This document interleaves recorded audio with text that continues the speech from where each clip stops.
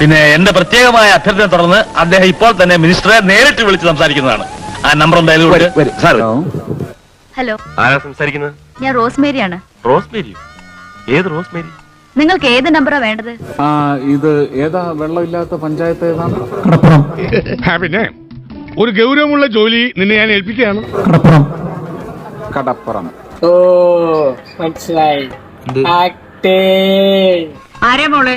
കുറെ പ്രാവശ്യമായി ഒരുത്തൻ wrong number ആണെന്നും പറഞ്ഞ് ശല്യം ചെയ്യാൻ തുടങ്ങിയിട്ട്. അവരിവിടെ വന്ന് ഞാനൊരു സഭ കൂടിയതിൽ അവരിങ്ങനെ ഒരു ആവശ്യം വെച്ചു. സിറ്റിയിലെ നിറയെ ഇടത്തിലെ അവൻ വാട്ടർ കണക്ഷനെ കൊടുക്കലേ എന്നാ ഉടനടി നടപടി എടുക്ക ചൊല്ലേ. എവിടെ ഒരു പൊട്ടലുണ്ട്, അത് പണിയെടുക്കാനുള്ള ആളില്ലാത്തത് കൊണ്ടാണ് അത് വൈകുന്ന 5 ദിവസമായിട്ട് അവർ വെള്ളമില്ലാതെ ബുദ്ധിമുട്ടും. ഇതൊക്കെ ഞങ്ങളോട് പറഞ്ഞു എന്തെങ്കിലും നമുക്ക് പോകാൻ വഴിയുണ്ടോ മാഡം? എന്ത് തങ്കപ്പെട്ട മനുഷ്യനല്ലേ കിഴങ്ങുഴികളെ. എന്തോ നിനക്കൊക്കെ പ്രാന്താടാ, നിന്നെയൊക്കെ പുഴുങ്ങാടാ ഇവൻ. ഓക്കെ, ശരിയാടാ, ശ്രാങ്ക് മായാവിയുടെ ആശാൻ തന്നെയാ. ഡ്രൈനേജിന്റെ ഇതിപ്പോ ഈ നാഷണൽ ഹൈവേയുടെ ആരാണ് ഇവിടെ ചാർജ് ഉള്ളയാള്? ശരി, ഞാൻ അങ്ങേരെ വിളിച്ചോളാം. ആവേശം കൊണ്ട് ഓരോന്ന് വിളിച്ചു പറഞ്ഞ് തടിയേടാക്കണ്ട, പണിയെടുക്കാതെ ജീവിക്കാൻ നോക്ക്. ഇത് മാഡം ഒന്ന് ഉടനെ അങ്ങേരെ കണ്ടിട്ട് നമുക്ക് കഴിവത് ഇന്ന് തന്നെ പൊട്ടലുള്ള എത്ര ഭാഗമാണ് പൊട്ടലുള്ളത്? എന്ത് തങ്കപ്പെട്ട മനുഷ്യൻ, അതും ഈ തണുപ്പത്ത്.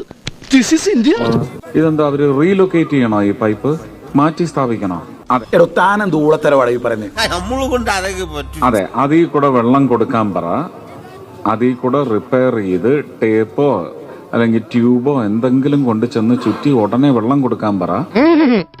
ഇനി ഒന്നും ഇങ്ങോട്ട് പറയണ്ട, പറയുന്നത് അങ്ങോട്ട് ചെയ്താ മതി.